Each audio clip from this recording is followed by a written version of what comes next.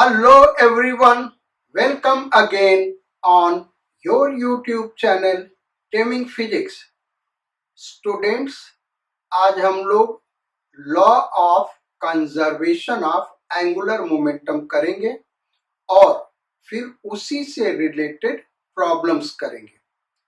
Basically law of conservation of angular momentum ठीक वैसा ही है जैसे law of conservation of linear momentum translational motion में है. उसी के corresponding law of conservation of angular momentum rotational motion में है. स्टेटमेंट यहां पे लिखा हुआ है.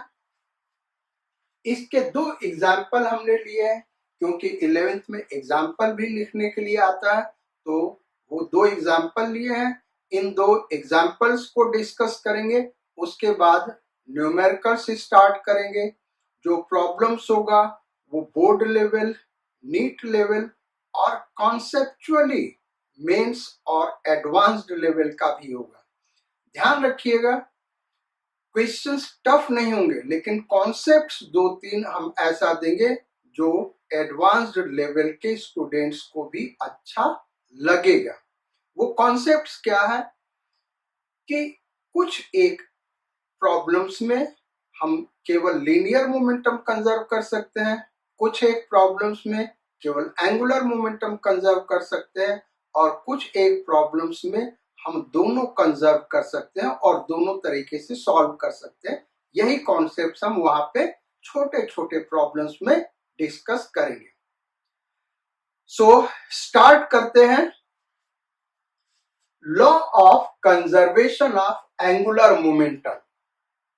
स्टेटमेंट है, if net torque acting on a system about an axis is zero, then the angular momentum of the system remains constant about the axis of rotation.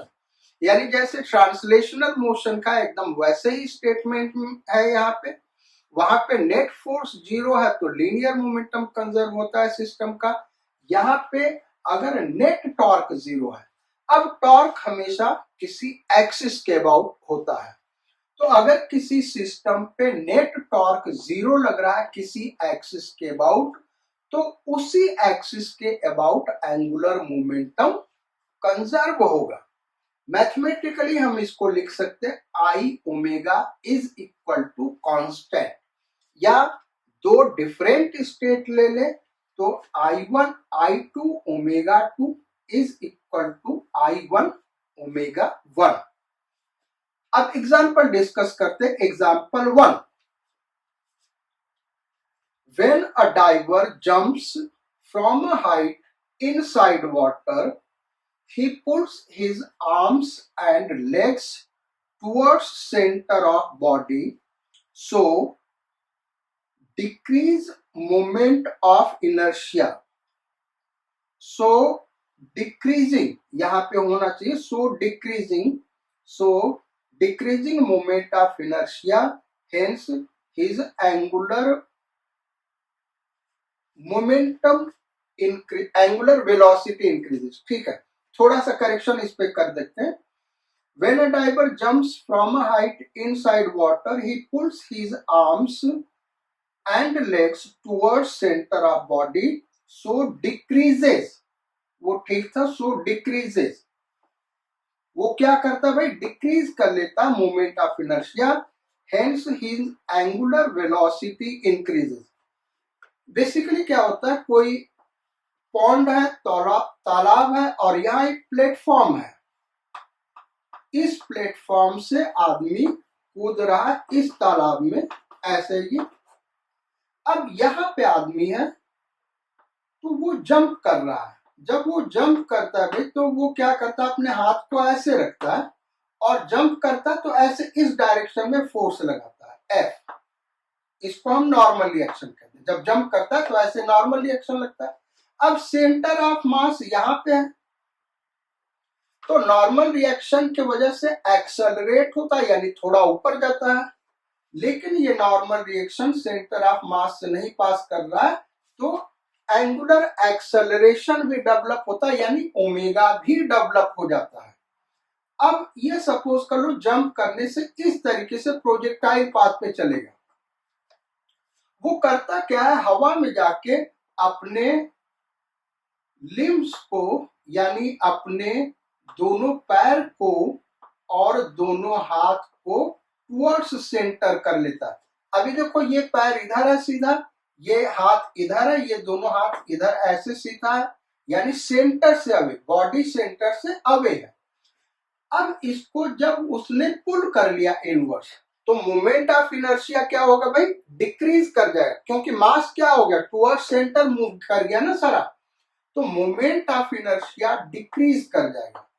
और चूंकि इस आदमी के ऊपर कोई टॉर्क नहीं लग रहा है, जब वो हवा में है तो कोई टॉर्क नहीं लग रहा है भाई, एक ही फोर्स लग रहा है, ग्रेविटेशनल फोर्स। और ग्रेविटेशनल फोर्स कहां से पास कर रहा है, उसके सेंटर ऑफ ग्रेविटी या करीब करीब सेंटर ऑफ मास से पास कर रहा है, तो उस फोर्स का कोई टॉर्क नहीं होगा सेंटर ऑफ मास के अबाउट।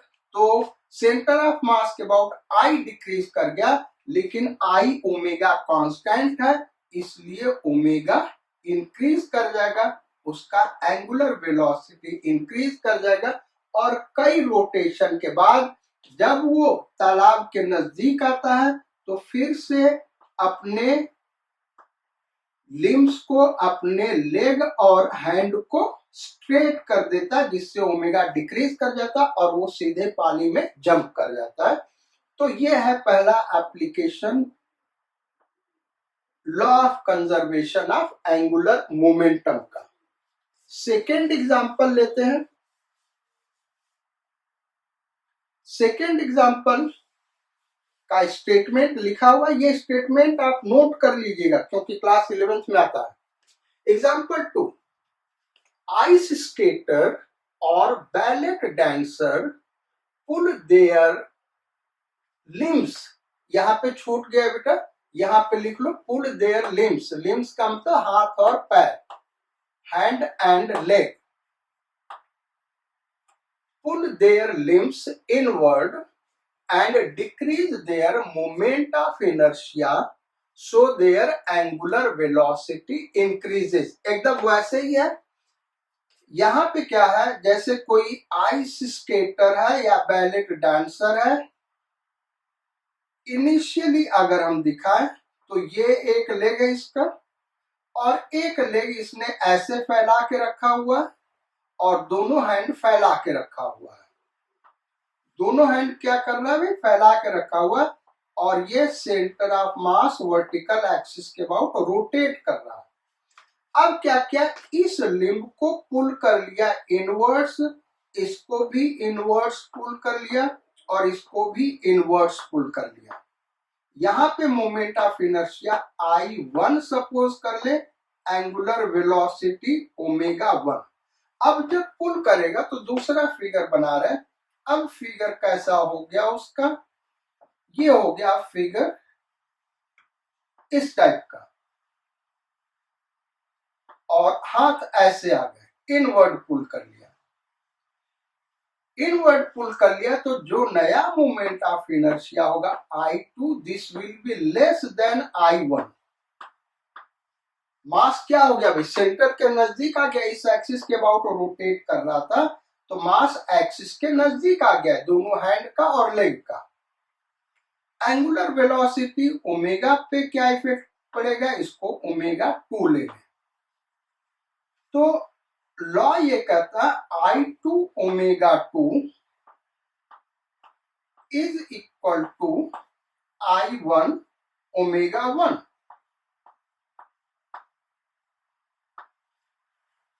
तो जब I1 डिक्रीज कर गया, I2 लेस देन I1 है, तो ओमेगा 2 क्या हो जाएगा, ग्रेटर देन ओमेगा 1 हो जाएगा, ग्रेटर देन ओमेगा 1। इस तरीके से अपने एंगुलर वेलोसिटी को इंक्रीज कर दिया। Similarly when they extend out their limbs, यानी यहां से यहां पे है, जब अपने लिम्स को एक्सटेंड करेंगे क्या होगा, their moment of inertia increases, moment of inertia increase कर जाएगा. So angular velocity of spin about vertical axis decreases, decrease कर जाएगा, डिक्रीजेज.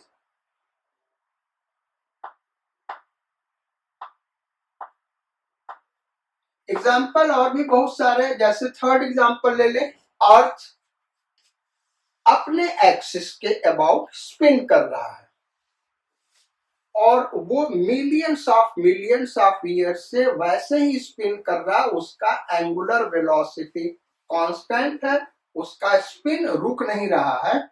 ये अर्थ है अपने एक्सिस के अबाउट रोटेट कर रहा है. अब इस एक्सिस के अबाउट अर्थ पे कोई टॉर्क नहीं लग रहा है, इसलिए इसका एंगुलर मोमेंटम कंजर्व होगा, यानी I omega is equal to constant. क्योंकि अर्थ का रेडियस और डेंसिटी करीब करीब मिलियंस ऑफ ईयर्स से देखे तो कांस्टेंट है, इसलिए ओमेगा कांस्टेंट होगा. और इसीलिए अर्थ का ओमेगा अपने एक्सिस के अबाउट चेंज नहीं कर रहा, करीब करीब कांस्टेंट है. फोर्थ एग्जांपल ले. अर्थ सन के चारों तरफ इलिप्टिकल ऑर्बिट पे रिवॉल्व कर रहा है. ये दिस इज सन, ये सन है और अर्थ इसके चारों तरफ एक इलिप्टिकल ऑर्बिट पे रिवॉल्व कर रहा है. तो अब किसी भी डिस्टेंस पे अर्थ है, ये डिस्टेंस r, और यहाँ पे इसका moment of inertia I suppose कर ले, एंगुलर वेलोसिटी ओमेगा सपोज कर ले. तो सन इसके ऊपर जो फोर्स लगा रहा है, F ग्रेविटेशनल पुल लगा रहा है, वो अर्थ के सेंटर से पास कर रहा है और सन के भी सेंटर से पास कर रहा है. तो अर्थ के ऊपर सन के अबाउट टॉर्क जीरो है. ध्यान रहे, अर्थ पे सन के अबाउट एक लाइन ले ले, एक्सिस ले ले, तो टॉर्क क्या लग रहा है, अर्थ पे जीरो लग रहा है, क्योंकि ये फोर्स वहीं से पास कर रहा है. यानी अर्थ का angular momentum about sun constant होगा. इसका मतलब क्या होगा, I omega is equal to constant. अब अर्थ का डिस्टेंस सन से इतना ज्यादा है कि अर्थ के रेडियस को नेग्लेक्ट कर सकते हैं, यानी पॉइंट मास ले सकते हैं. तो आई क्या हो गया, एम आर स्क्वायर, जहां पे आर अर्थ का डिस्टेंस है सन से, into omega is equal to constant. मतलब क्या हुआ, मास तो कांस्टेंट है, इधर ये कांस्टेंट, यानी R square omega equal to constant.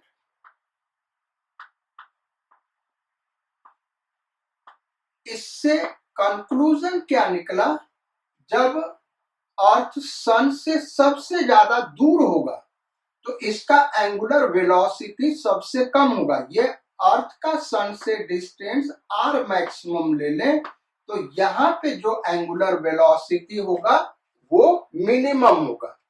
Eight r is equal to r maximum, omega will be minimum. क्योंकि ये प्रोडक्ट कांस्टेंट है, तो ये मैक्सिमम होगा, तो ये क्या होगा, मिनिमम होगा. और जब अर्थ यहां पे होगा तब उसका डिस्टेंस सन से मिनिमम है, और सन से अर्थ का डिस्टेंस जब मिनिमम होगा तो ओमेगा क्या होगा, मैक्सिमम होगा. यानी at r is equal to r minimum, omega will be maximum. तो ये एग्जांपल्स हो गए एंगुलर मोमेंटम के. वीडियो को आप 20 सेकेंड आगे बढ़ा लो.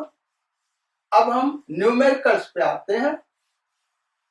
Law of conservation of angular momentum पे न्यूमेरिकल्स कैसे बनते हैं, हम उन्हीं को डिस्कस करेंगे. और जैसा हमने पहले ही कहा था कि कुछ एक प्रॉब्लम्स ऐसे जरूर होंगे जो कॉन्सेप्चुअली बहुत अच्छे होंगे, यानी जो आईआईटी एडवांस्ड या मेंस के लिए तैयारी कर रहा है वो बच्चे भी उन प्रॉब्लम्स को लाइक करेंगे।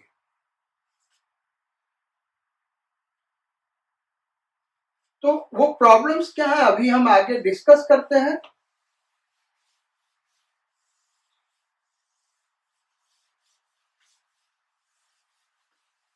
स्टार्ट करते वही प्रॉब्लम नंबर 1।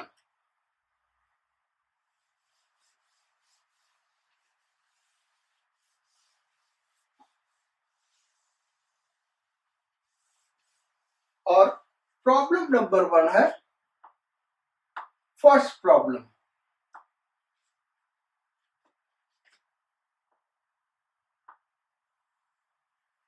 ये अर्थ अपने एक्सिस के अबाउट रोटेट कर रहा।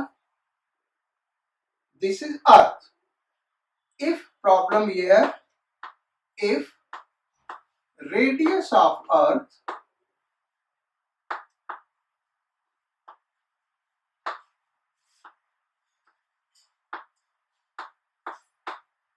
becomes half,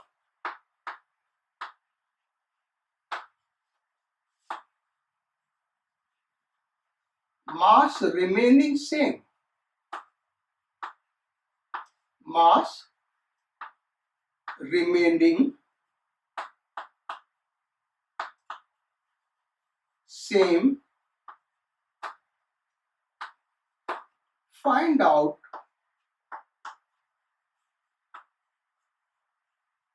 length of a day। Length of day का मतलब क्या हुआ कि एक दिन कितने घंटे का होगा ये हमको बताना है। वैसे एक दिन 24 आवर्स का होता है। अगर मास वही रहे अर्थ का और रेडियस हाफ हो जाए तो अर्थ का एक दिन कितने आवर्स का होगा ये हमको बताना है। सॉल्व करते हैं। तो बेसिकली टॉर्क जीरो यानी एंगुलर मोमेंटम कंजर्व कर सकते हैं। So I2 omega 2 is equal to I1 omega 1। अब ओमेगा के लिए फार्मूला है भाई 2 pi by capital T, time period of Earth, जिसको हमने बताया 24 आवर्स है नॉर्मल कंडीशन में। और चूंकि अर्थ अपने एक्सिस के अबाउट रोटेट कर रहा है तो इसको सॉलिड स्फीयर लेंगे और सॉलिड स्फीयर का मोमेंट ऑफ इनर्शिया 2/5 mr²। तो I1 हो जाएगा 2/5 मास अर्थ का m मान ले, रेडियस r मान ले, mr² इंटू ओमेगा 2π/24। ये आर्स में लिया हमने 24, ये हो गया। अब अगर रेडियस हाफ हो जाए तो I2 को क्या लिखेंगे 2/5 मास वही रह रहा प्रॉब्लम में दिया हुआ, r को क्या लिखेंगे r/2 इंटू ओमेगा 2 अर्थ का टाइम पीरियड अब मान लें हम कैपिटल टी, यही कैपिटल टी फाइंड आउट करना है। सो ये 2/5 m 2/5 m और ये r² कैंसिल आउट हो गया, ये 2 पाई कैंसिल आउट हो गया।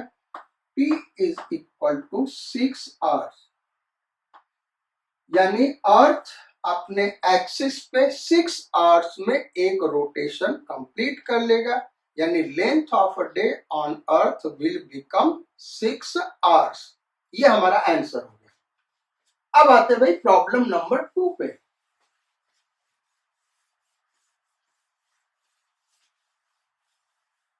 और प्रॉब्लम नंबर 2 क्या है इसको हम डिस्कस कर रहे हैं और फिर उसके बाद आप अपने से सॉल्व करने का ट्राई करिए, उसके बाद सॉल्यूशन देखिए।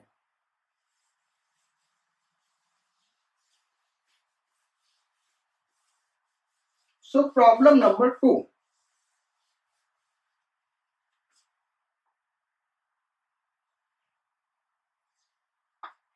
एक रिंग है हॉरिजॉन्टल प्लेन में जो सेंटर ऑफ मास से पास करने वाले अपने वर्टिकल एक्सिस के अबाउट रोटेट कर रहा है। Angular velocity 12 radian per second.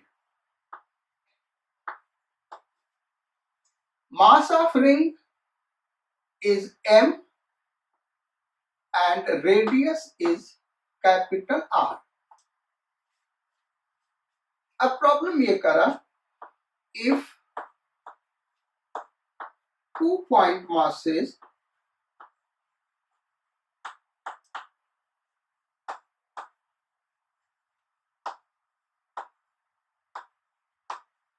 are placed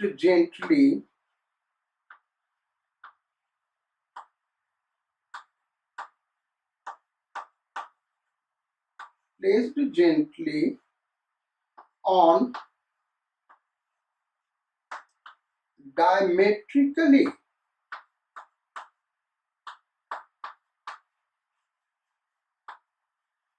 opposite points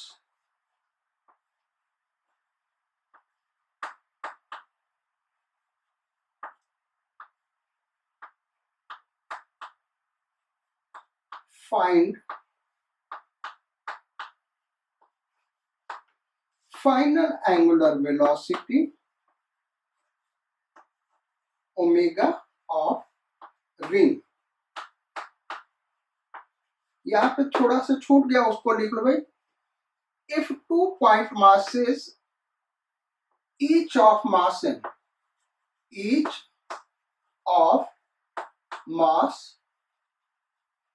m, यानी जो रिंग का मास है उसी मास का 2 point masses placed gently on diametrically opposite points of the ring find final angular velocity. क्या कर रहा वो फिगर हम यहां बना रहे हैं। देखो ये रिंग है और डायमेट्रिकली अपोजिट का मतलब हुआ डायमीटर हम ड्रॉ कर दें, ये अपोजिट डायमेट्रिकली अपोजिट पॉइंट्स होगा। यहां पे हमने जेंटली 2 पॉइंट मास प्लेस कर दे ईच ऑफ मास m, यानी जो रिंग का मास है उसी मास का हमने प्लेस कर दिया। रिंग का रेडियस r है। अब एंगुलर वेलोसिटी क्या होगा, ओमेगा हमको फाइंड आउट करना है। इस केस में भी कोई एक्सटर्नल टॉर्क नहीं लग रहा है। मास को हमने जेंटली प्लेस किया, अपोजिट पॉइंट्स इसलिए दिए ताकि ये रोटेट न कर जाए, यानी इसका अर्थ ये जो वर्टिकल एक्सिस है वो टिल्ट न कर जाए, इसलिए डायमेट्रिकली अपोजिट पॉइंट्स दिया है। तो ये केस 1 है और ये केस 2। फॉर्मूला क्या लगेगा भाई, I2 omega 2 is equal to I1 omega 1। अब I1 देखें तो m r स्क्वायर रिंग का मोमेंट ऑफ इनर्शिया और ओमेगा 1 दिया हुआ 12 रेडियन पर सेकेंड। I2 देखें तो मोमेंट ऑफ इनर्शिया एक तो रिंग का होगा एम आर स्क्वायर, दूसरा इस पॉइंट मास का एम आर स्क्वायर होगा, तीसरा इस पॉइंट मास का वो भी एम आर स्क्वायर होगा। एंगुलर वेलोसिटी फाइनल हम ओमेगा सपोज कर ले। अब इसको सॉल्व कर ले भाई, तो omega equal to 4 radian per second. ये इस प्रॉब्लम का आंसर हो गया। अब आते हैं हम थर्ड प्रॉब्लम पे। Problem number 3।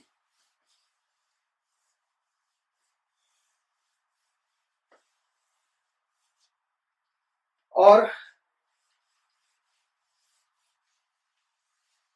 प्रॉब्लम नंबर 3 क्या है आप नोट करो।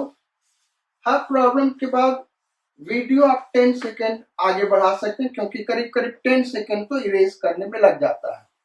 तो 10 सेकेंड वीडियो को आप आगे बढ़ा सकते हैं हर प्रॉब्लम के बाद। प्रॉब्लम नंबर 3,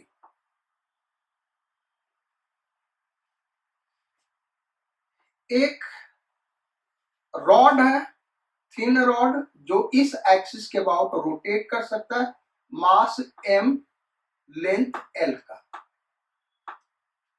और एक पार्टिकल मूव कर रहा है सेम मास m का, वेलोसिटी v से। ये रॉड के इस एंड पे कोलाइड कर रहा है परपेंडिकुलरली, ये जो एंगल है 90 डिग्री है, और ये वर्टिकल प्लेन में, रॉड जो है वर्टिकल प्लेन में रोटेट कर सकता है, याद रखना बेटा, वर्टिकल प्लेन में रोटेट कर सकता है about O। Rod can rotate freely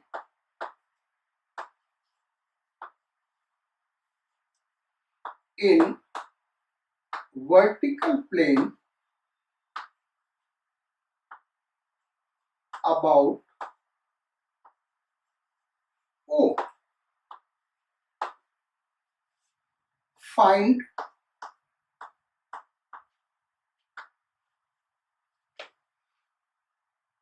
minimum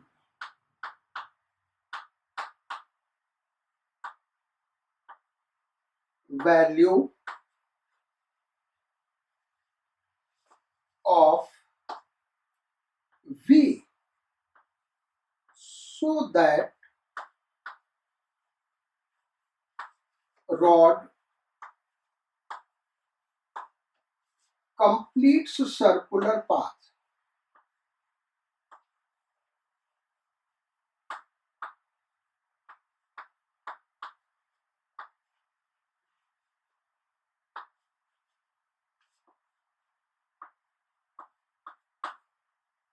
आगे लिख लो, collision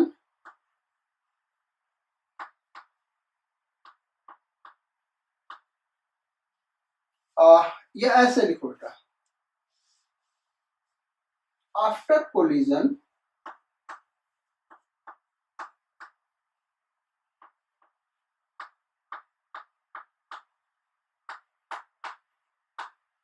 point mass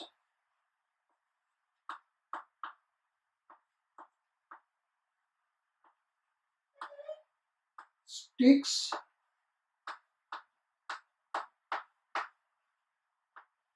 to rod.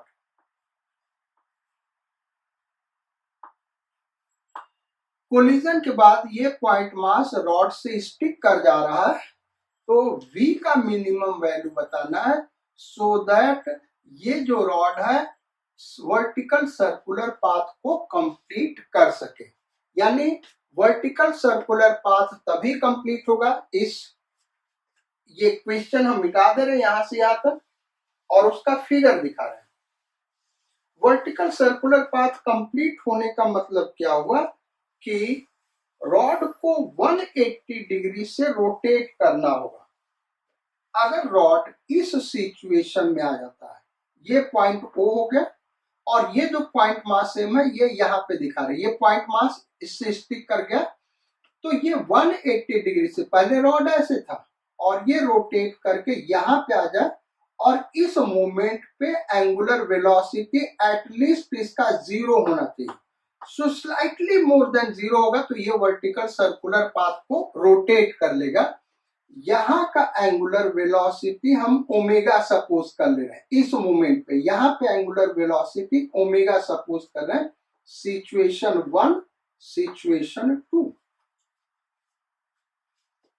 तो जब ये मास कोलाइड करेगा, लीनियर मोमेंटम कंजर्व नहीं करा सकते, ध्यान रखिएगा, बहुत ही इंपॉर्टेंट चीज है। ये जब यहाँ कोलाइड करेगा तो लीनियर मोमेंटम नहीं कंजर्व करा सकते, क्योंकि पॉइंट O पे एक जर्क लगेगा और पॉइंट O का जो एक्सिस है वो रॉड के ऊपर फोर्स लगाएगा, वो फोर्स एक्सटर्नल फोर्स होगा, इसलिए रॉड प्लस पॉइंट मास का लीनियर मोमेंटम कंजर्व नहीं कर सकते हैं। लेकिन एंगुलर मोमेंटम कंजर्व कर सकते हैं, क्योंकि अगर यहाँ पे फोर्स लगेगा, ये एक्सिस रॉड के ऊपर फोर्स लगाएगा और रॉड के ऊपर फोर्स लगाएगा क्योंकि वो वहीं से पास कर रहा है इसलिए उसका टॉर्क जीरो होगा। देखो ये भाई फोर्स कैसे लगाएगा, इस डायरेक्शन में फोर्स लगाएगा। ये कैसे आया, ये आगे जब हम एडवांस्ड के लिए पढ़ाएंगे वहां पे इस चीज को डिस्कस करेंगे, अभी डिस्कस नहीं करेंगे।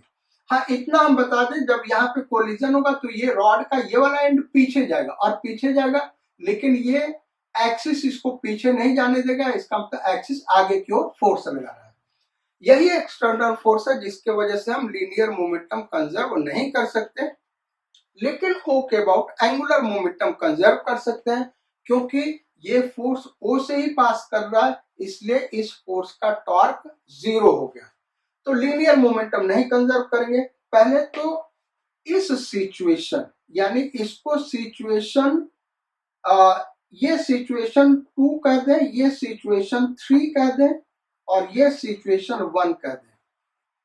तो सिचुएशन 1 और सिचुएशन 2 में हम यानी कोलिजन हो गया। सिचुएशन 1 ये और सिचुएशन 2 ये है जब कोलिजन हो गया। ये कोलिजन के पहले का सीन है, ये कोलिजन के बाद का scene. Angular velocity omega suppose कर रहे हैं, इस दोनों में हम एंगुलर मोमेंटम कंजर्व करेंगे। So I2 omega 2 is equal to I1 omega 1। अब I1 को हम लिखें I1 ओमेगा 1। इस सिचुएशन में O के अबाउट एंगुलर मोमेंटम है क्या, तो रॉड तो रेस्ट में, रॉड का एंगुलर मोमेंटम जीरो और ये पॉइंट मास मूव कर रहा है स्ट्रेट लाइन पे, तो इसमें फार्मूला लगेगा mvr। mvr परपेंडिकुलर डिस्टेंस वो L के बराबर होगा। ये पॉइंट मास का एंगुलर मोमेंटम O के अबाउट होगा, ये रेस्ट में, इसका एंगुलर मोमेंटम जीरो। अब कोलिजन के बाद यहाँ पे एंगुलर मोमेंटम कंजर्व करें तो I2 ओमेगा 2 को ओमेगा लिखेंगे। I2 यानी सिस्टम का मोमेंट ऑफ इनर्शिया।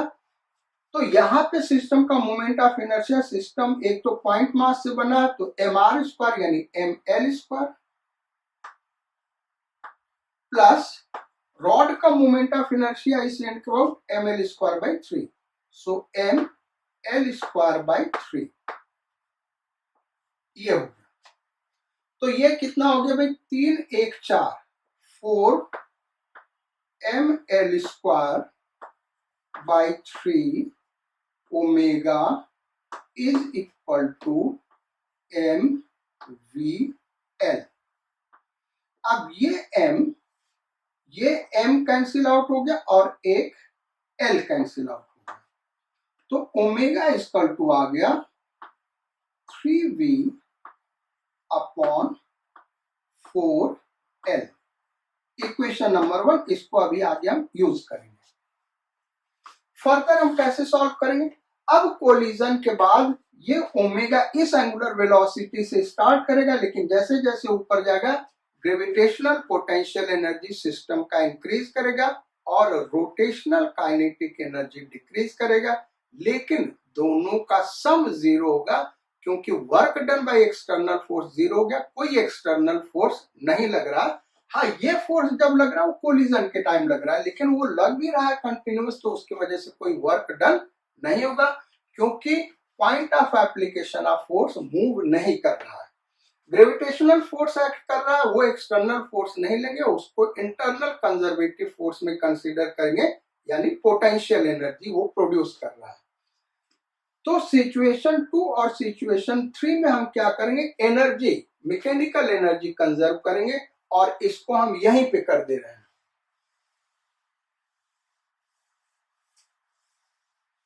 तो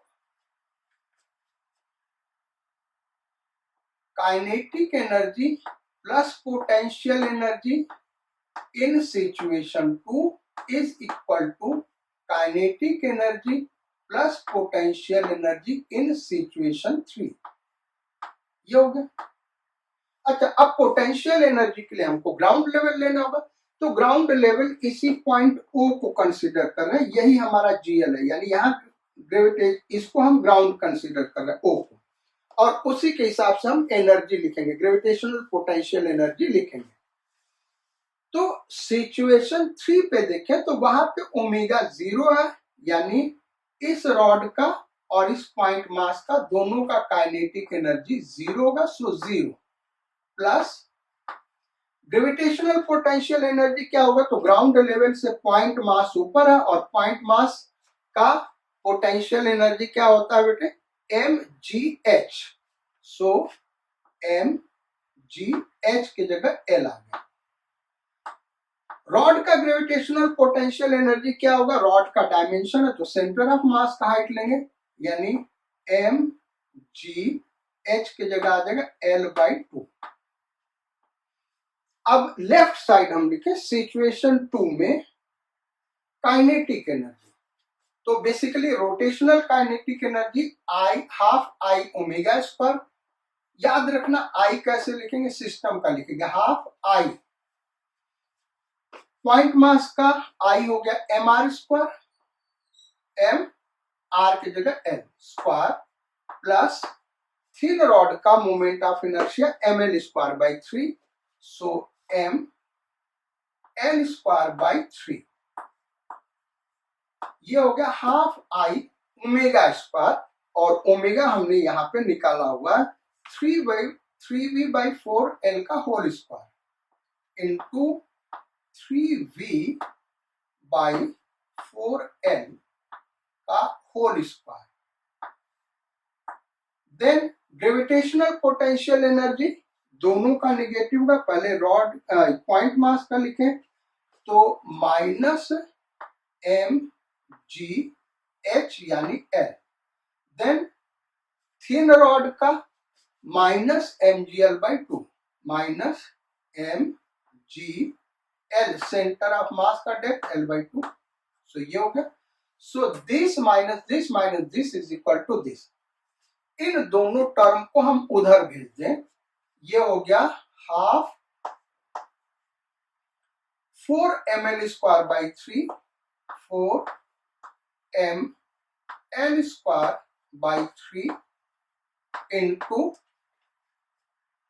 9v square upon 16l square is equal to mgl, और ये mgl 2mgl और ये mgl 3mgl होगा, इसको सॉल्व करोगे तो 3mgl आ गया। अब देखिए भाई, तो ये l स्क्वायर और ये l स्क्वायर कैंसिल आउट हो गया, ये 3 यहां पे आ गया 3, और फिर ये 3 इस 3 से कैंसिल आउट हो गया, ये m इस m से कैंसिल आउट हो गया, और ये यहाँ पे कैंसिल आउट हो गया, यहाँ 2 आ गया। तो अब न्यूमरेटर में देखें तो क्या बचा, अच्छा फिर ये 2 यहाँ कट गया, 8 आ गया। न्यूमरेटर में देखें तो कहीं कुछ नहीं बचा, केवल v स्क्वायर अपॉन डिनोमिनेटर में 8 इज इक्वल टू gl, यानी v is equal to 2√2 gl, और यही मिनिमम वेलोसिटी होगी। अगर इससे ज्यादा वेलोसिटी होगा तब भी ये सर्कुलर पाथ कंप्लीट करेगा, लेकिन उस केस में हाईएस्ट पॉइंट पे एंगुलर वेलोसिटी 0 ना होकर नॉन जीरो होगा, यानी कुछ होगा। अगर इतना एंगुलर वेलोसिटी तो ये यहां तक क्रिटिकली पहुंच जाएगा, यानी सर्कुलर पाथ कंप्लीट करेगा, जस्ट थोड़ा सा आगे बढ़ा तो अपने आप कंप्लीट कर लेगा। हाँ, इससे कम हो गया तो फिर सर्कुलर पाथ कंप्लीट नहीं कर पाएगा। So this is V minimum. Comment जरूर करिएगा इस क्वेश्चन के बारे में, भाई कैसा लगा। यहाँ पे लीनियर मोमेंटम कंजर्व नहीं होगा, एंगुलर मोमेंटम कंजर्व होगा। अब आते हैं प्रॉब्लम नंबर 4, और प्रॉब्लम नंबर 4 में लीनियर मोमेंटम भी कंजर्व होगा, एंगुलर मोमेंटम भी कंजर्व होगा। भाई मजा आ जाएगा आपको ये प्रॉब्लम देख के। यहाँ पे क्यों दोनों कंजर्व हो रहा है, और दो डिफरेंट तरीके से प्रॉब्लम को हम सॉल्व करेंगे, क्योंकि यहाँ पे लीनियर मोमेंटम और एंगुलर मोमेंटम दोनों कंजर्व हो रहा है। प्रॉब्लम क्या है, एक सिंपल पेंडुलम हैंग कर रहा, mass m, massless inextensible thread O L length का, ओ के अबाउट वर्टिकल प्लेन में फ्रीली रोटेट कर सकता है। ध्यान रखना, वर्टिकल प्लेन में फ्रीली रोटेट कर सकता है। यहां पे एक पार्टिकल है, उसका भी मास m है, हॉरिजॉन्टली मूव कर रहा, वेलोसिटी v। फाइंड इफ, ऐसे लिखो, if collision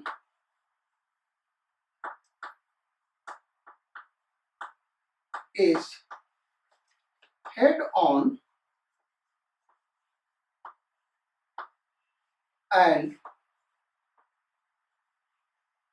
perfectly inelastic,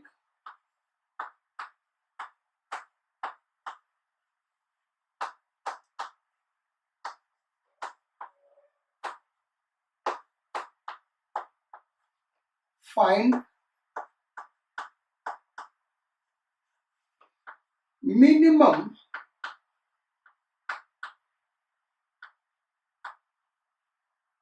value of V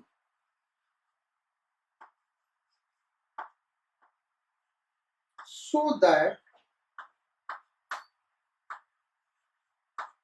Bob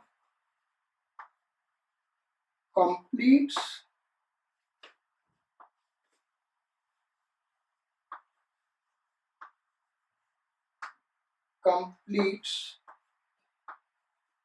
vertical circular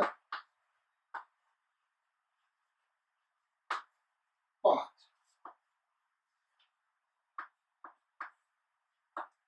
दो डिफरेंट मेथड से इसको सॉल्व करेंगे। सो ये हम इरेज कर दे रहे हैं, यही इसको सॉल्व करेंगे। फिगर आपका बना हुआ है। तो वर्टिकल सर्कुलर पाथ हमने आपको डिटेल में पढ़ाया हुआ वर्क, एनर्जी एंड पावर में। अगर आप नहीं पढ़े वर्टिकल सर्कुलर पाथ तो पहले वर्क, एनर्जी, पावर में जाके उसको आप पढ़ो, क्योंकि उसी कॉन्सेप्ट को हम यहाँ पे यूज करेंगे। पूरा डेरिवेशन नहीं करेंगे, हम डायरेक्ट वहीं से जो डायरेक्ट फार्मूले हैं उनको यूज करेंगे। क्वेश्चन बहुत इजी है अगर वो कंडीशंस आपको याद है। तो ये वर्टिकल सर्कुलर पाथ कंप्लीट करेगा। होगा क्या, पहले ये सिचुएशन 1 है, सिचुएशन 2 यहां पे हम बना रहे हैं जब कोलिजन हो गया, ये पॉइंट 2, ये सिचुएशन 2 है। कोलिजन के बाद का वेलोसिटी v डैश हम लिख रहे हैं। अब देखो होगा क्या, जब कोलिजन होगा तो ये थ्रेड है, थ्रेड अपने लेंथ के अलोंग केवल फोर्स लगा सकता है, उस फोर्स को हम टेंशन कहते हैं। पिछले क्वेश्चन में रॉड था बेटा, रॉड बेंड नहीं कर सकता, इसलिए वो एक्सिस ऑफ रोटेशन यहाँ पे फोर्स एक्ट कर रहा था। लेकिन इस केस में जब कोलिजन होगा उस मोमेंट पे यहाँ पे point O axis of rotation, thread के ऊपर कोई फोर्स नहीं अप्लाई कर रहा, यानी टॉर्क उसका जीरो होगा। बेसिकली इस मोमेंट पे जब ये वेलोसिटी गेन करेगा तो ये एक्सिस ऑफ रोटेशन थ्रेड के ऊपर इस डायरेक्शन में फोर्स लगाएगा, इस डायरेक्शन में।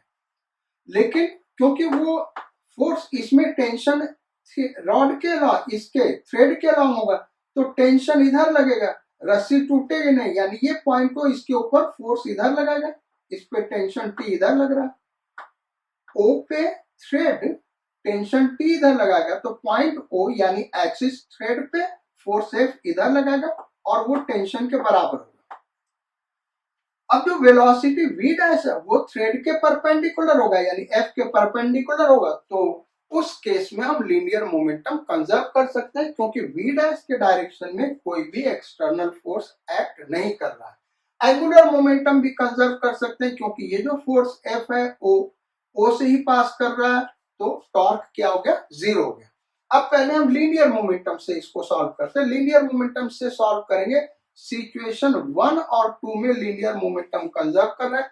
पिछले क्वेश्चन में कंजर्व नहीं कर सकते थे लीनियर मोमेंटम। आप देखिए फिर से हम बता दे रहे हैं, ये रॉड था और रॉड के केस में ये फोर्स इधर लग रहा था, क्योंकि रॉड बेंड नहीं कर सकता तो ये वाला एंड इधर जाएगा तो एक्सिस इधर फोर्स लगाएगा इसके ऊपर और वेलोसिटी भी इधर है, तो जिस डायरेक्शन में कोलिजन के बाद वेलोसिटी है उसी डायरेक्शन में फोर्स लग रहा है, इसलिए हम लीनियर मोमेंटम कंजर्व नहीं कर सकते हैं, लेकिन यहाँ कर सकते हैं क्योंकि फोर्स उसके परपेंडिकुलर डायरेक्शन में है। तो दोनों सिचुएशन एंटायरली डिफरेंट है। टॉर्क एफ का यहाँ भी जीरो है ओ के अबाउट, इसलिए एंगुलर मोमेंटम हमने पिछले क्वेश्चन में कंजर्व कर लिया था। फोर्स जो लग रहा है एक्सिस का वो थ्रेड के पैरेलल होगा अपोजिट डायरेक्शन में, यानी ओ से ही पास कर रहा, तो टॉर्क यहाँ जीरो है, इसलिए यहाँ पे एंगुलर मोमेंटम भी कंजर्व कर सकते हैं। तो पहले लीनियर मोमेंटम कंजर्व करते हैं सिचुएशन 1 और सिचुएशन 2 का। तो यहाँ पे मास 2m हो जाएगा, फार्मूला हम लगा रहे हैं m2v2 is equal to m1v1, तो m2 हो गया 2m और v2 को v डैश लिखा इज इक्वल टू m1। अब ये तो रेस्ट में है तो इसका लीनियर मोमेंटम जीरो होगा, इस बॉब का लीनियर मोमेंटम क्या होगा, जीरो होगा, और इसका लीनियर मोमेंटम क्या होगा, mv, तो टोटल लीनियर मोमेंटम mv, यानी v dash is equal to v/2। Just after collision इस सिस्टम के पास वेलोसिटी होगा v/2, इक्वेशन नंबर 1। अब इस केस में ये बॉब सर्कुलर पाथ तभी कंप्लीट कर पाएगा जब v dash is greater than और इक्वल टू √5gl। यही हमने कहा कि आपको वर्टिकल सर्कुलर मोशन में वर्क एनर्जी पावर में पढ़ाया होगा। अगर रिजल्ट आपको याद है तो डायरेक्ट कर सकते हो, अदरवाइज वहां जाके आप पढ़ना। यानी v/2 is greater than this, यानी v is greater than or equal to 2√5gl, यानी v minimum is equal to 2√5gl। ये इसका आंसर है। अब एंगुलर मोमेंटम कंजर्व करके करते हैं। एंगुलर मोमेंटम कंजर्व करेंगे तो I2 omega 2 is equal to I1 omega 1। यहां पे मोमेंट ऑफ इनर्शिया सिस्टम का क्या है, तो mr स्क्वायर, m को 2m लिखेंगे, 2m r यानी l स्क्वायर, ओमेगा 2 को ओमेगा हम लिख दें या ओमेगा डैश लिख दें, इज इक्वल टू, इसका तो कोई एंगुलर मोमेंटम नहीं हुआ क्योंकि रेस्ट में है, इसका एंगुलर मोमेंटम ट्रांसलेशन की वजह से ओ के अबाउट होगा mvr यानी l, क्योंकि ये परपेंडिकुलर डायरेक्शन में मूव कर रहा है तो ये परपेंडिकुलर डिस्टेंस होगा। m से m कैंसिल आउट हो गया, एक l से एक l कैंसिल आउट हो गया, यानी omega dash is equal to v/2l। Clear है यहां तक? तो omega dash is equal to v/2l हो गया।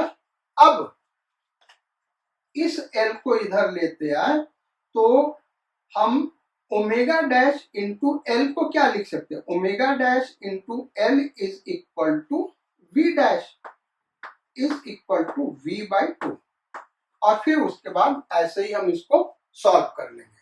सो सॉल्यूशन वही आएगा। नेक्स्ट प्रॉब्लम नंबर 5, और प्रॉब्लम नंबर 5 पे आते हैं। अगेन ये एक ऐसा प्रॉब्लम है जिसको लीनियर मोमेंटम कंजर्व करा के और एंगुलर मोमेंटम कंजर्व करा के दोनों मेथड से सॉल्व किया जा सकता है। प्रॉब्लम क्या है, 5 बहुत ही ब्यूटीफुल प्रॉब्लम है, मेंस और एडवांस्ड लेवल का ये प्रॉब्लम है, और जो पुराने क्वेश्चंस मेंस और एडवांस्ड लेवल के होते हैं जो 1-2 स्टेप में सॉल्व हो जाते हैं वो नीट में भी पूछा जाता है, इसलिए नीट के लिए भी इंपॉर्टेंट है। क्वेश्चन नंबर 5, एक horizontal smooth x y plane है, x y plane horizontal smooth है। ओरिजिन पे क्या करते, एक थ्रेड है, दूसरे कलर से हम दिखा देते हैं, एक थ्रेड है जिसको यहाँ पे टाई किया गया, मासलेस थ्रेड। इस थ्रेड का लेंथ 12 है, थ्रेड का लेंथ क्या भाई 12 है, और इससे एक डिस्क कनेक्टेड है, और इस डिस्क को वाई एक्सिस के पैरेलल 24 मीटर पर सेकेंड से प्रोजेक्ट किया गया है। डिस्क का जो कोऑर्डिनेट यानी यहां से डिस्टेंस है वो L है, this distance is L। Question लिखते हैं, length of thread is 2L। X y plane यानी हॉरिजॉन्टल प्लेन है। Find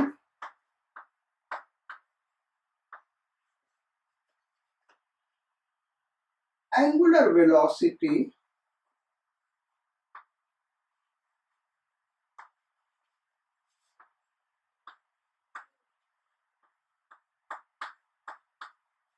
of disk at the moment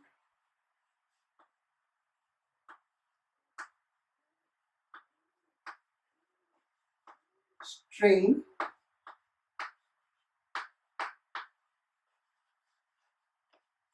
becomes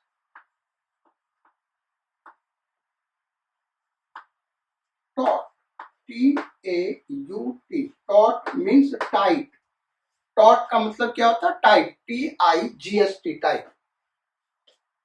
कह रहा है इस डिस्क का एंगुलर वेलोसिटी क्या होगा, angular velocity of disc about, यहां पे लिख लो बेटा, अबाउट ओरिजिन,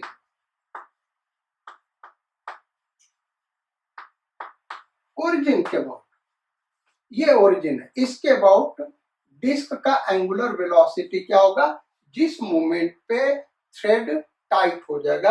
कैसे सॉल्व करेंगे दिखाते हैं इसको हम। देखो जब ये इस तरीके से मूव करेगा तो ये स्ट्रिंग फैलना शुरू हो जाएगा और कहीं ना कहीं ये टाइट हो जाएगा। जब ये लेंथ इसका थ्रेड का क्या है 12, इस थ्रेड का लेंथ 12 दिया हुआ, ये ऐसे रखा गया यहाँ पे L डिस्टेंस पे और ऐसे प्रोजेक्ट किया गया तो ये 12 हो जाएगा। अब उससे ज्यादा तो होगा नहीं, तो स्ट्रिंग इस मोमेंट पे टाइट हो जाएगा। अच्छा देखो इस मोमेंट पे वेलोसिटी है क्या, जस्ट स्ट्रिंग जब टाइट हो रहा है उसके जस्ट पहले 24 मीटर पर सेकेंड। अच्छा जैसे स्ट्रिंग टाइट होगा वो एक जर्क लगाएगा इस डायरेक्शन में, ये स्ट्रिंग इस डायरेक्शन में एक जर्क लगाएगा, एक टेंशन लगाएगा, और इसके वजह से इसका ये एंगल हमको निकालना होगा थीटा। पहले इस एंगल की हम बात करते हुए, ये एंगल थीटा होगा तो ये एंगल थीटा होगा, ओ ए बी। ये देखे तो ये एक राइट एंगल ट्रायंगल है, और राइट एंगल ट्रायंगल में साइन थीटा देखें तो क्या आ रहा है, साइन थीटा, ये बेस हो गया, ये परपेंड, ये hypotenuse, sine theta is equal to L upon 2L यानी 1/2, यानी थीटा कितना होगा 30 डिग्री, ये 30 डिग्री होगा। तो 24 मीटर पर सेकेंड ये जो वेलोसिटी, इसको रिजॉल्व करें इस डायरेक्शन में तो ये हो गया 24 cos 30, और इसके परपेंडिकुलर कंपोनेंट होगा 24 sin 30, 24 sin थीटा भी, थीटा 30 हमने निकाला और ये होगा बेसिकली 24 sin 30 12 मीटर पर सेकेंड हो जाएगा। इसको हम इरेज कर दे रहे हैं। अब देखो होगा क्या, तो यहां पे जस्ट टाइट होने के बाद टेंशन इधर लगेगा, इस डायरेक्शन में लीनियर मोमेंटम कंजर्व नहीं हो सकता क्योंकि एक फोर्स इधर लग रहा है। बेसिकली होगा क्या, ये वाला लीनियर मोमेंटम जीरो हो जाएगा, ये वाला वेलोसिटी जीरो हो जाएगा। लेकिन ये जो वेलोसिटी है ये इस स्ट्रिंग के परपेंडिकुलर डायरेक्शन में है, यानी इस डायरेक्शन में कोई फोर्स नहीं लग रहा है, यानी इस डायरेक्शन का लीनियर मोमेंटम कंजर्व रहेगा। Just before the string becomes tight and just after the string becomes tight velocity constant होगा, सेम होगा, लीनियर मोमेंटम सेम होगा। हाँ, उसके बाद टाइम के साथ ये लीनियर मोमेंटम का डायरेक्शन चेंज करेगा। तो यानी ये वेलोसिटी कांस्टेंट रहने वाला है।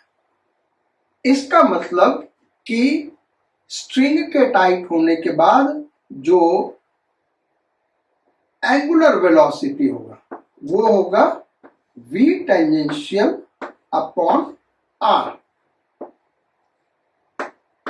v टेंजेंशियल यानी मैग्नीट्यूड जो है, यानी लीनियर मोमेंटम, भाई m से मल्टीप्लाई कर दे तो लीनियर मोमेंटम का मैग्नीट्यूड क्या रहेगा, कांस्टेंट रहेगा।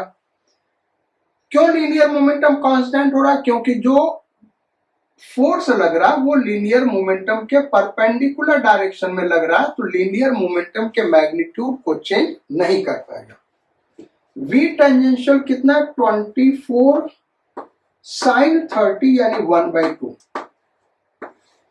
और r कितना भाई 12, रेडियस जो सर्कुलर पाथ का बनेगा वो कितना बनेगा 12, तो 12,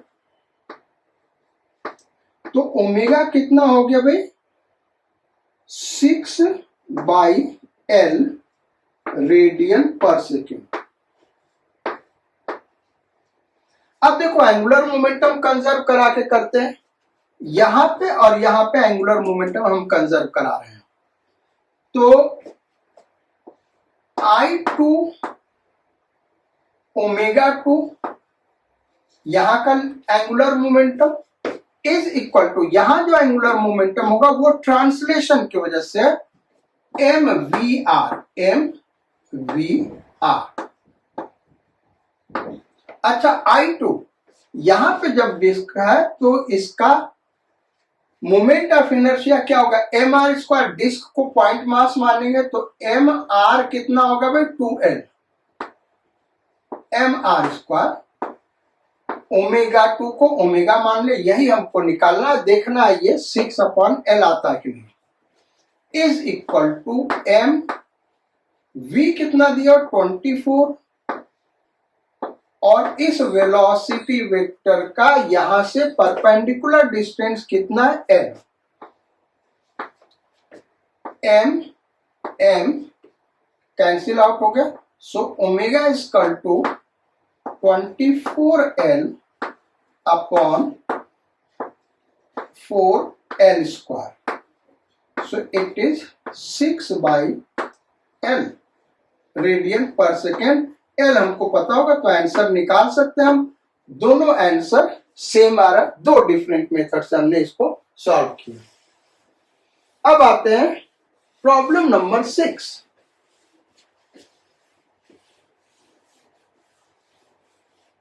और प्रॉब्लम नंबर 6 यह एक सर्कुलर डिस्क है, वो वर्टिकल एक्सिस के अबाउट रोटेट कर रहा है, एंगुलर वेलोसिटी ओमेगा से, mass of disc capital M, radius of disc capital R, और यहां पे एक इंसेक्ट है मास M का, इनिशियली इंसेक्ट है मास M का। जब एंगुलर वेलोसिटी ओमेगा तब का ये सिचुएशन दिया गया, if insect of mass m moves to center of disk, find work done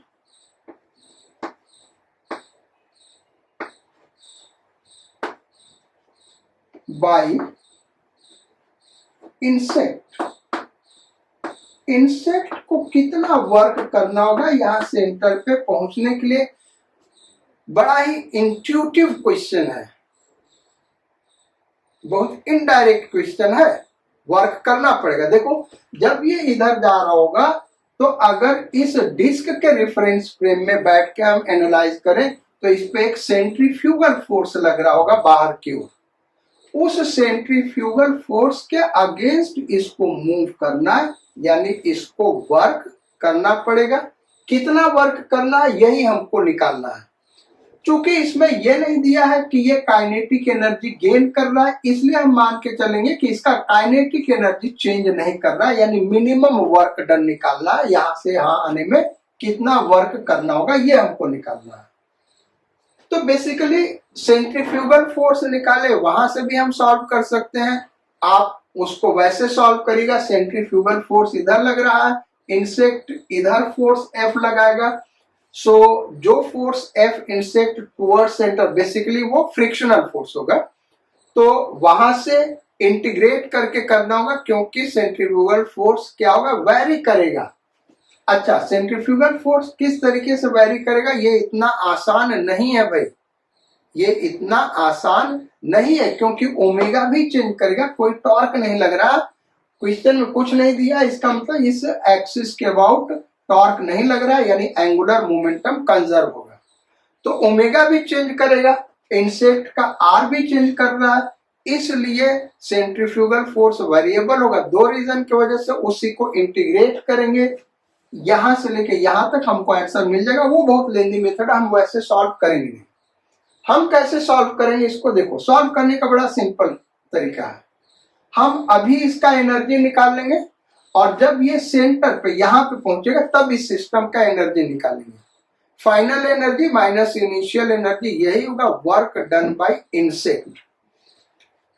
तो इस समय का एनर्जी निकालते हैं E initial. E initial is equal to half I omega square. क्या भाई? Half I omega square. और हाफ आई क्या होगा? एक तो डिस्क का capital M R square by 2, दूसरा इंसेक्ट का M R square capital R square, फिर ये ओमेगा स्क्वायर। आर स्क्वायर हम कॉमन ले लें तो ये हो गया capital M plus 2 small M upon 4 R square omega square. ये इनिशियल एनर्जी होगी, आई इनिशियल, ई इनिशियल। अब हम एंगुलर मोमेंटम कंजर्व कराते हैं भाई। जब इंसेक्ट यहां पे और जब इंसेक्ट यहां पे एंगुलर मोमेंटम कंजर्व कराते हैं, तो फाइनल सिचुएशन के लिए जो मोमेंट ऑफ इनर्शिया होगा सिस्टम का, डिस्क का होगा half capital M R square. ये हो गया हमारे टेबल का मोमेंट ऑफ इनर्शिया। डिस्क मान के चलेंगे तो M R square by 2 plus insect का ये यहां पे आ गया, तो फिर उसका मोमेंट ऑफ इनर्शिया 0 ले लेंगे into omega dash is equal to, इस समय क्या है, half M R square plus M R square ये हो गया आई इनिशियल, आई ओमेगा। तो ये हो गया M R square by 2 omega dash is equal to capital M plus 2 small M upon 2 R square omega.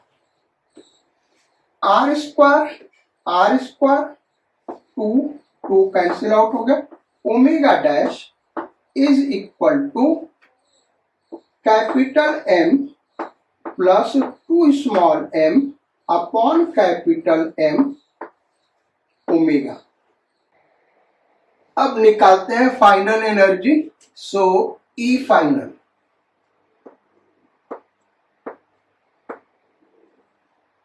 और ई फाइनल होगा half I dash omega dash square. So half I dash क्या होगा भाई, ये पॉइंट मास यहां centre पे आ चुका है तो उसका मोमेंट ऑफ इनर्शिया 0 हो जाएगा, यानी केवल डिस्क का मोमेंट ऑफ इनर्शिया होगा, और वो होगा capital M capital R square by 2 into omega dash, ये हमने यहां पे निकाला हुआ है, capital M plus 2 small M upon capital M whole square omega square. So work done क्या होगा, final kinetic energy minus initial kinetic energy. So work done W is equal to E final minus E initial. So E final यहां पे लिखा हुआ है और ई initial यहां पे लिखा हुआ है, इसमें कॉमन क्या क्या आ रहा है, हाफ ओमेगा स्क्वायर, यानी ओमेगा स्क्वायर बाई 2 कॉमन है।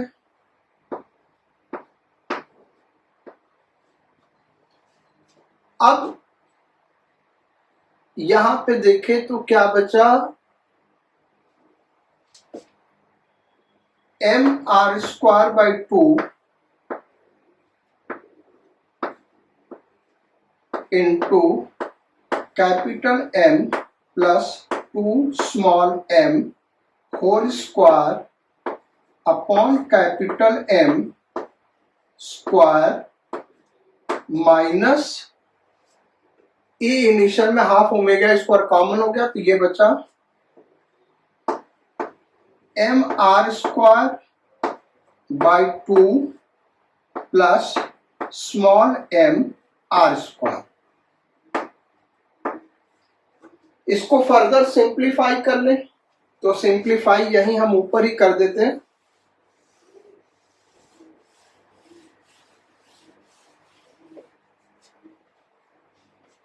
आर स्क्वायर कॉमन हो गया, so W work done is equal to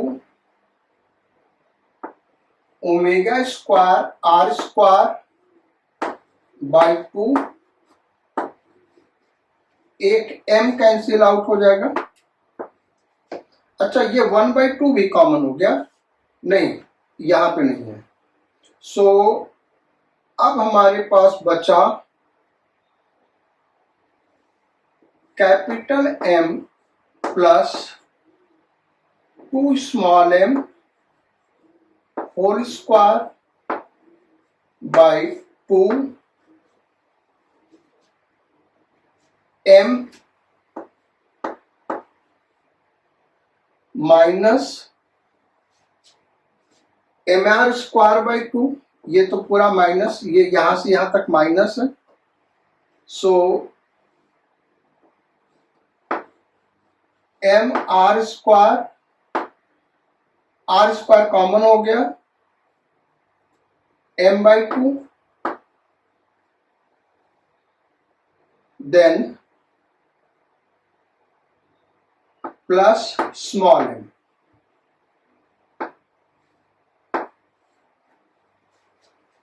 So it is omega square r square by 2 into ये हो गया capital M plus 2 small m whole square upon 2 capital M minus capital M plus 2 small m upon 2.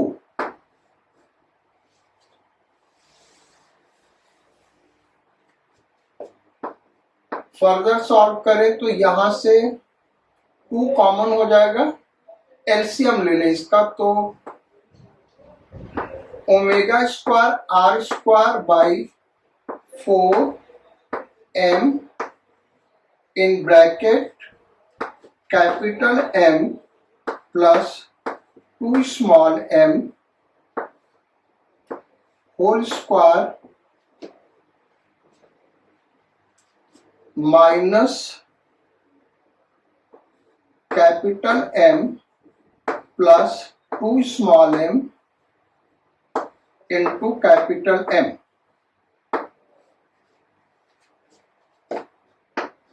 Capital M plus 2 small m common हो गया, तो capital M plus 2 small m omega square R square upon 4 capital M into यहां पे बचेगा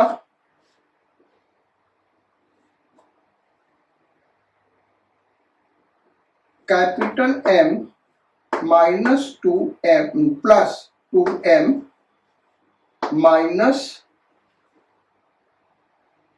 ये capital M, ये common का minus capital M. So capital M cancel out हो गया, तो ये आ गया 2 से 2 कट जाएगा, so small m in bracket capital M plus 2 small m upon 2 capital M omega square R square. So this will be work done by the insect. जो भी insect वहां से चला है उसको इतना वर्क करना पड़ेगा. ये ओमेगा लिखा हुआ, ये ध्यान रखना भाई. और यहाँ पे ई जो रिप्रेजेंट किया था वो हमने काइनेटिक एनर्जी के लिए नोटेशन दिया था. तो ये वर्क डन होगा. आज के क्लास में इतना ही रखते हैं. नेक्स्ट क्लास जो स्टार्ट करेंगे वो रोलिंग मोशन का काइनेमेटिक्स और हो सकता है तो डायनामिक्स भी स्टार्ट करें. क्लास कैसा लगा कमेंट जरूर करिएगा. आप लोग जो नए व्यूअर हैं आप सब्सक्राइब करिए और अपने फ्रेंड्स को रिकमेंड करिए. Sayonara, God speed and Bon वॉयेज.